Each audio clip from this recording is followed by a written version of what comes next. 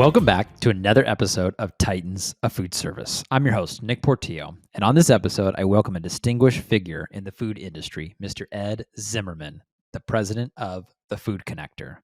With an illustrious career spanning over 4 decades in food service, Ed brings a wealth of expertise encompassing food manufacturing, distribution, marketing, and comprehensive operations management for both restaurants and grocery businesses.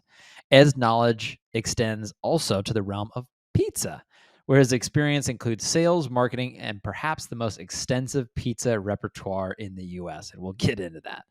Prior to assuming his current role, Ed held key positions such as the vice president of marketing for Bellissimo Foods, as well as serving as the president of Pizza.com and Success Foods Marketing.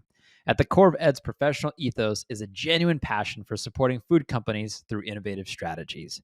His insights into the nuanced landscapes of costs, issues, and challenges facing the industry today are invaluable. I think you're going to find that in this episode.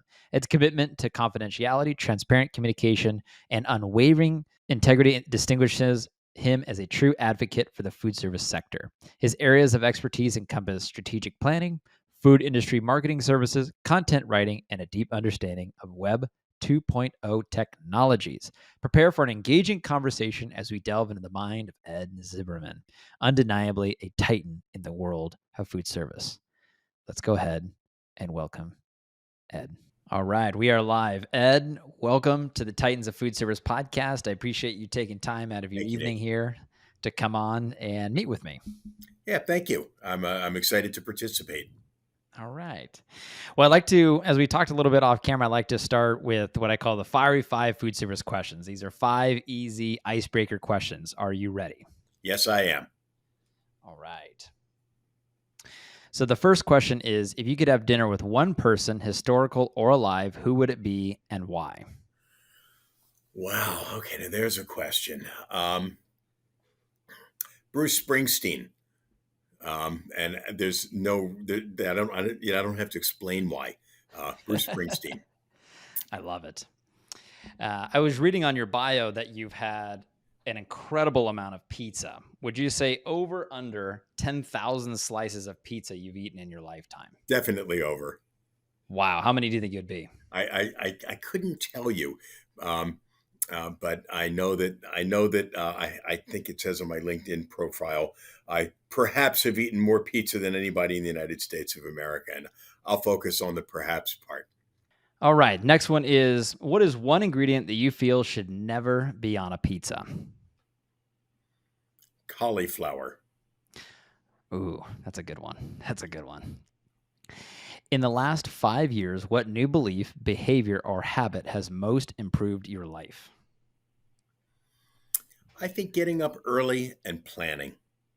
I hit the ground running. I was in the bakery business for a lot of years, and I get up at 5, which is much later than I used to. But I'm in my office by usually 6:45, and it just gives me that first hour to just plan my day. Think about what are the priorities, what's urgent, what's important before the phone starts ringing, and email and Zoom meetings and all that. So yeah, early bird gets the worm. And what time do you usually stay in the office till? 5. Okay. That's a reasonable amount of time. And then here's the 5th question. It's the hardest one of all of them. Who has the best pizza you've ever had? It's funny. I get asked this question frequently. And it was a little pizza shop in like Centralia, Illinois. I mean, literally in the middle of nowhere.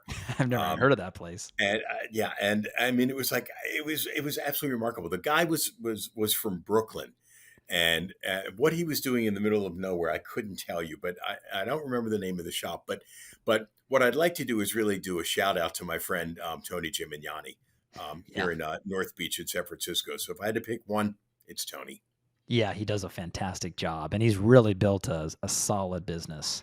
Yeah, and he's a solid guy. I mean, just always seems to have time for people, and is always looking out for his employees and the community. He's a great guy. Amazing. Well, Ed, maybe a little background on yourself. Who are you, and what is your business? Sure. So my company's called the Food Connector. Okay. Not a name by accident. I'm a networker. I've built my business really just being naturally curious about people. I'd meet people at a food show and say, "What do you do? And how did you do it?" And I have kind of a photographic memory. And 5 years later, people would say, "Do you know anybody who?" It's like, "Yeah, yeah, yeah. Hang on." I'd grab my phone. It's like, "Here's who you have to call." And I just connected people. And it's like I always say, it's like what's my job? I come to work, I connect my friends, and I get them to do business with each other. What a wonderful thing. But I've had the really great fortune in my career of really doing it all. I mean, so Mhm. many people that I've met in our business, it's very siloed. You come up on the operator side or the distribution side, Mhm. and I've worked in and managed restaurants, worked in and managed grocery stores. I've done food manufacturing, food distribution. I helped start a buying group of pizza and Italian food distributors. I've done marketing. I've done brokerage. I've done consulting. I like to say I've sat on every seat on the Ferris wheel. And what I think it's done is given me perspective. Mhm. Our business is really, it all comes down to the last 1 or 2 or 3 percentage points.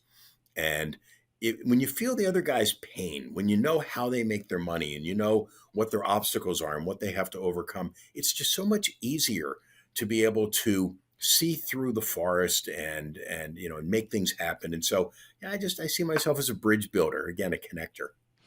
Who do you find yourself connecting mostly? A lot of our work is so we're all B2B marketing. So Okay. a lot of operators to distributors, a lot of distributors to manufacturers, um, a lot of ingredient companies to manufacturers. So it's really B2B. It's a sophisticated sale. It's one. The problem to me with B2C marketing is the consumer is very fickle. This is what I buy. This is the brand that I buy. But they walk into the store, they see buy one get one. It's like, what, good enough. And you constantly have to give them a tweet, a TikTok, a video, a promo code. The kind of work that I like to do is much more strategic, where a company that says we need 9.7 million pounds of mozzarella cheese over the next 18 months. We're looking for this spec, this pack size. And Mm. so as they're scouring the universe and looking on Google and the other search engines to find somebody who can satisfy them, my job is to put my client in that firing range. So they go, "Oh, we have to talk to these guys." And then, and it's a long, arduous process to get ingredients spec'd, tested, all of the documentation around it, all of the inspections and all of that. So it's hard to get a new piece of business, but by the same token, it's hard to lose it. So because for your competitor, they've got to go through all of those steps. It's not as easy as walking in the door and saying, "I can get you the same thing 3 cents less." And Right. so I like to work on that strategy side. Where how are we going to position the company? How are we going to make sure that you're in the RFP or that you're in consideration? And it's just a much more exciting and interesting place to be. Sure. Do your engagements, do you typically have a contract, let's say with a manufacturer, and then you go out on their behalf, or you come to them with the need from an operator or distributor partner? Yeah, it happens both ways. I mean, Okay. most of our work is, I mean, our model is really like a fractional chief marketing officer. I don't look at us as an agency much as like we're adjunct staff.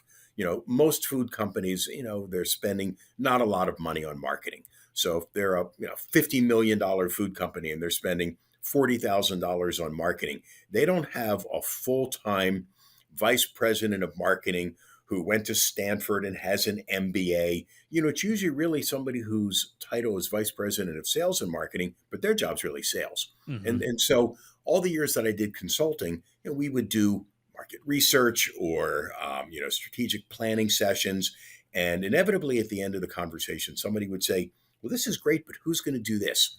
And the need that I saw was that what food companies needed, small, mid-sized companies, was somebody to come in, help them co-create a plan, and then execute it. Wow. And so it's more like that. That's most of our business is we've worked with a company, we've said, here's the 5 things you have to do, or 6 or 9 or 2, and then we give them a price to execute that. So we're like a part-time staff marketing person on a salary. And that tends to be how we work with with most of our clients. But as you said, there's sometimes where, because we're the connectors, we'll know somebody. Somebody will say, "Hey, I really need this," or "Do you know anybody Mhm. over at and that type of thing." And then we'll just pick up the phone or send an email and make direct connections. And I mean, we're not a broker. We're not somebody who gets paid a commission for a sale, but in the same way that you would help your customer in any fashion, those are just the things that we do to help them grow. What about during COVID? If I can look back to my experience during COVID in 2020, there was a lot of people looking for a lot of different things, a lot of shortages. It was items that weren't always popular, but now because of just the dynamics had changed of curbside pickup and our restaurants having to be closed. How was that time period for you? Yeah. Well, it's really interesting. So I sort of think as March 15th is like the day the world shut down. Yeah. March 16th, I came into my office, I pulled out my spreadsheet and I said, okay, file, save as, disaster plan. So here's all the business we're going to lose. What are the costs I'm going to have to cut to survive this? Because Hmm. everybody's going to get rid of marketing. Because I've seen this before, in Right. recessions where people say, well, I know marketing's the most important thing that I do from a strategic point of view, but I gotta keep payroll. I gotta keep the lights on, and so we're Hmm. just going to pause this. And that's what I expected to happen. And exactly the opposite happened. It was really interesting for us that what we saw was that we coined a phrase in those days. I mean, the way so much of our business has been done, distribution to operator, is DSR walks in the back door and says, "Hey, I'm with local distributor. Where's the chef over there? Hey, chef, I know you buy from Cisco or US Foods or PFG, but there's got to be 2 or 3 items that they disappoint you on. Why don't you tell me what they are? I'll come back next week and I'll show you a sample and I'll give you a quote." That's kind of how the business has gone. Yeah. So what we said in those days was, well, with COVID, the back doors closed. In, Hmm. in fact, for a lot of restaurants, the front door was closed. They were handing bags Yeah. out, So we said the only door that's open is the digital door. The only way to get into a restaurant was through social media or an email or that type of thing. And it Mhm. was shocking how many companies that we had been talking to for years said, "Oh my goodness, my sales staff can't do anything. Can you help me?" And our business has literally quadrupled Wow. since COVID. That's It's that's amazing. I mean, part of it was right place at the right time, but part of it was I made a choice. I got aggressive, and we went after people and said, "Look, what you're doing is not working. You don't have any kind of digital presence. You've got a Mhm. website that you haven't updated since 1997. This isn't going to work."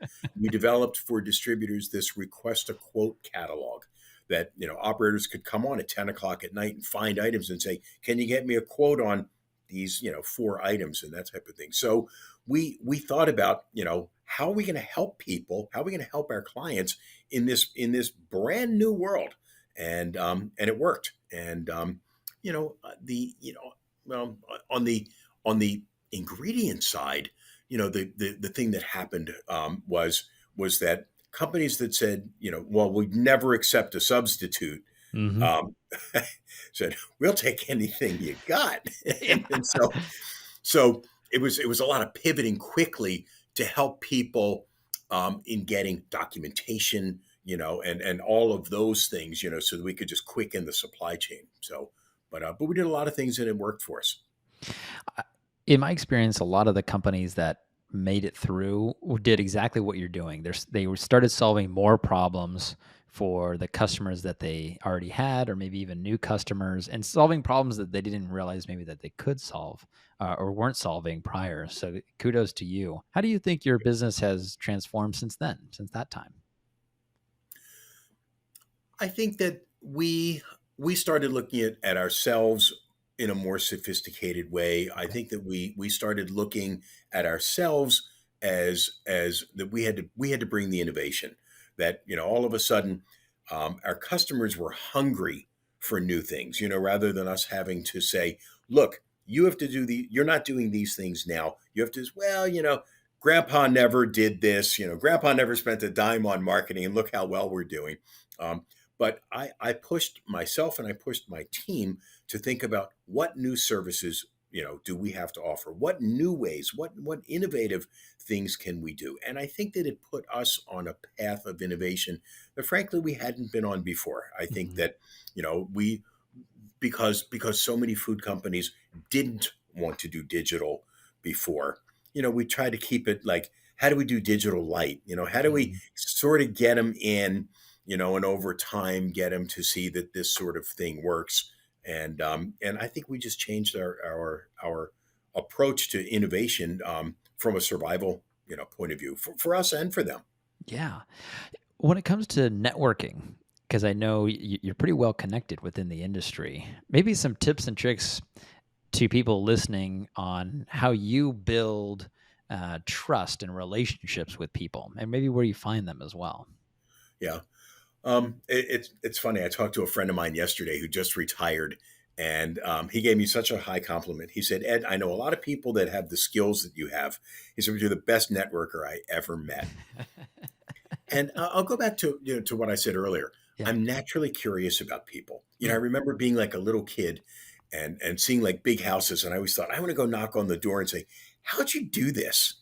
Like, what did you have to do to get this house?" Hmm. And but so I'm just naturally curious. But I think that when you meet people and you start with, "Hey, what do you do?" instead of "Let me tell you about me," you know. It's a big thing in how we build websites.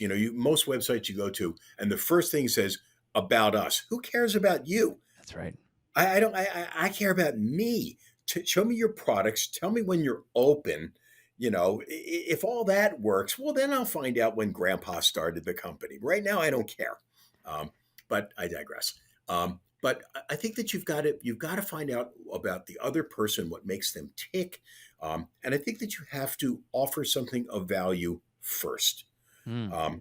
When I worked in more of a traditional consulting firm, and the guy who ran our firm was, he was of the mindset that, don't give anything away until you get a check. It was like, no, I mean, we're in the sample business, Yeah. right? I mean, every time you call on a customer, it's like, I've got the latest cake or chicken or diced tomato or whatever it happens to be. Here's a sample. If we don't give them a sample of our work and show them that, look, we're in and of the industry, we Hmm. speak the language, we know the tools. Here's two things that we've seen work. Um, and I think that when people do that, when they say that you don't have your hand out, I said earlier, I get my friends to do business together, but I don't have my hand out for everything. Yeah. I just today I connected somebody that was a referral. I couldn't help them, and I said, "Here, call these people. They're good." And the person called and said, "How much do you want me to build in for a commission?" And if I get the account, I said, "Nothing. This is go enjoy. Remember me. Take me to lunch someday." I think it's all of these things that when you're thinking about your place in the world as I'm somebody that helps others, Hmm. it just comes through, and it has to be authentic. It isn't like, oh, strategy, make sure you help them and get a sample. That isn't it. Because if you're not authentic in your belief and desire, and I'll just say love of others to want to help them, people smell that a mile away. Yeah, it's so true. You have to be genuine. And I like what you said too about giving something away to people first to build a relationship that way. What if it's not necessarily someone looking for a sample, but you want to build a relationship with this person and there's somebody that, maybe they're well off, right? And they have everything that they could possibly need. What could you offer them? Or what could somebody listening along think? What is something I can offer someone who it seems like they have everything that they could possibly need. Yeah. Well, no one has it all, right? Right. So I think that ideas, innovation, enabling the future. I think this is something that appeals to everybody. People want to be known for something. They want to, at the end of their life, at the end of their day, at the end of their career, they want to say, when people talked about me, what they said was, and that's going to be different for each person. And so giving people ideas, giving people encouragement, Mhm. to follow their dreams. So often the people that, as you described, have everything, and the people that don't have as much as they would like to, it's because they didn't believe enough in their idea, or Mhm. they talked to somebody and they said, "What do you think of?" "Oh, that's the dumbest thing I ever heard." "Okay, okay." You know, I think people need encouragement and reinforcement and sometimes modification of ideas. People have come to me and say, "I have an idea," and it's like, that's that. But you could also consider this, or did you ever think about spinning it like this? I oftentimes think that it's about simplicity. That people come with such complex ideas and suggestions, and sometimes it's about taking things away. Think about companies like an IKEA, Okay. right? Big furniture. One of the biggest costs has got to be shipping, right? We're all in the shipping Yeah. and freight business, around here, right? Great big sofa. It's like, what if you didn't put it? What if you didn't assemble it, and you could put it in a really small box? So they took furniture, took away installation or Mhm. construction, and made it a very affordable thing that people could come put in their car and do that at home. It's like, I Genius. think there's so many ideas like that where it's not always the natural thing we think about is, how do we take away, how do we make it so that it's like one thing or two things that people can then get their minds around. Mhm. Totally. Looking back on your career, what do you say is the biggest deal that you've ever done? The Or maybe biggest one that's like, "Whoa," it stands out to you. This wasn't the biggest deal, Okay. but it was the first deal that I made that got me to see that taking a risk and doing something that nobody ever thought of Love it. was, I was in the wholesale dessert business, and Okay. I pitched an idea to a restaurant chain. It was Perkins Pancakes in upstate New York, and they had all these items on the menu that were 99 cents, and I was selling cake that was $1.25 per slice. How am I going to get these guys to buy a $1.25 cake in a 99-cent world? And what I did was, I was talking to the guy. I'd met the guy at the National Restaurant Show. He loved our cake. He said, "I want to see you." And I went up and I talked to him. And I said, "I think you're thinking about this wrong. You're thinking about 30% food cost. So your 99-cent piece of cake, you're paying 35 cents for, but that's 65 cents worth of gross profit. If you bought my $1.25 cake and you sold it for $1.99 premium, it's 75 cents of gross profit."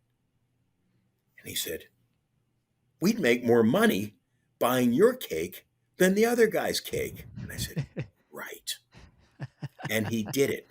And what it did was it forced us into Cisco in that market, which we were not in, which I then rolled into about 8 other Cisco houses in that region. And, I, but I mean, I was a 32-year-old regional sales manager with a whole lot of gumption to say that to a big buyer, and it Mhm. worked. You mentioned the word risk, and you took a risk on that. I think for a lot of people, myself included, taking a risk, it's relative on how big you can go. But what is a way that people can be more comfortable taking risks that you've seen Yeah, in your career? yeah. So there's a risk curve, Mhm. right? And people sit in it, in various places along that curve, and in various parts and times of their lives. So it's too broad a question to answer. What I can say about it is that, um, I think that how you have to look at it is, um, you want to get every deal, right? So you have a Right. high intention to get every deal, but that you have a low attachment. I want to get this deal, but if I don't, it's okay. Mhm. If I don't get this deal, it's okay. There's 10 more, there's 15 more, there's 30 more years ahead of me. And I think that when you take all that air out of the balloon, if I don't make this deal, I'm not going to make my quota. My boss is, that's when the risk just becomes untenable. But when Hmm. you just look at it, it's just another deal. Then that's how I think people can then come to it, with like air out of their lungs and just ready to just bring their best. Yeah, I can resonate with that a lot because I feel in my career when I have when I'm actively building my pipeline and bringing a lot of opportunities, my mind is of abundance. And one deal here, one deal there, or even a few deals that if they don't come to fruition, so be it. We'll just get the next one. Or those deals, maybe in 2 years from now, they'll change their leadership or their go to market strategy and they'll come back around. That's right. Um, and so it allows me to make better decisions, bigger risks. But I do find in my career when I get tied up with other things or I'm focusing on other parts of my business and that deal flow kind of dries up a little bit. As you're describing, it makes me anxious. It puts me on edge a little bit, and it also pushes you to the brinks of times of making poor decisions. So you have to keep an Yes. eye on that. Yes. It that's really well said. That when you get into that panic mode, Hmm. it's hard to keep your eye on the strategic things that you're really trying to accomplish. Totally. Ed, looking at your career, what is something that you like to achieve that you've not yet achieved? That's an interesting question.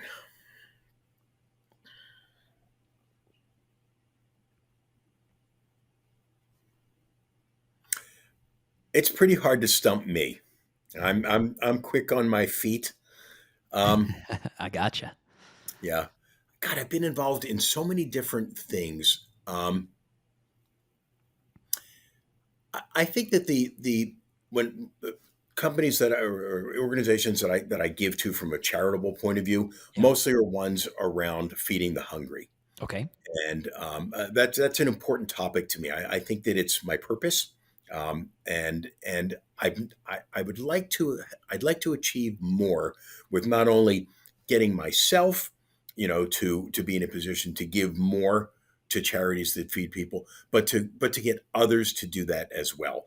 I've often thought about this idea of like, well, you got to do fundraising. What if we did food raising? Mm. And I think that there's to get more awareness, out in the world about the reason that people starve in America is not about production; it's about Mhm. distribution. Other parts of the world, I understand they simply don't have the food. We have it here in abundance. We throw away 40% of the food that's grown, and things that are best buy versus expired. Expired you shouldn't eat. Best buy graham crackers. Come on, those things will be good for 2 more years after that. Right. So that's something I'd like to achieve is getting our industry to rally more around feeding the hungry people that are here in this country. Yeah, I love that. That's such a good purpose to have. When you have a purpose outside of making money or building your own career, I think it lends itself to, yeah, just being purpose, just having purpose in what you do. And I was writing actually some earlier for a LinkedIn post, and you get the advice a lot of times to follow your passion. And for me, I didn't necessarily follow my passion by getting into the food industry because I didn't necessarily want to be in the food industry. I wanted to be a financial advisor, but I got in, and now I get to work with my dad, and I get to build a team and build a company from zero. And it wasn't my being in the food industry was not initially my passion, but I found my purpose in my work. And I love what you're doing with food raising. That's so cool. We do the same too with other charitable organizations and give back our time, and it just makes you feel good. Yeah. Again, there's just no reason in this country for people to be hungry. Absolutely. Well, Ed, what is the best way for someone to connect with you, to find you, meet you? How would Sure. they do that? Sure. Well, company is thefoodconnector.com. Okay. Link to myself there. Certainly, I'm on LinkedIn. Email address is ezimmerman at thefoodconnector.com. And I'm always happy to talk to people, share some knowledge and wisdom, and ideas and that type of thing. So, feel free to give me a call. Fantastic. Ed, thank you so much. I really Thank you. I'm a better person now that I got to meet you, so thank you so much for coming on. I really appreciate it. Yeah, as I said in our pregame show, I can't believe you and I have never I met know, before. We right? probably know 1,000 people in common, right? You're in So San thank you for Diego? inviting. No, San Francisco. San Francisco. So we're even in the same state. Yeah, Crazy. Well, hopefully one day I get to meet you in person. And again, thank you so much for we're going to coming make on. that happen. Okay, thank you, Absolutely. Nick.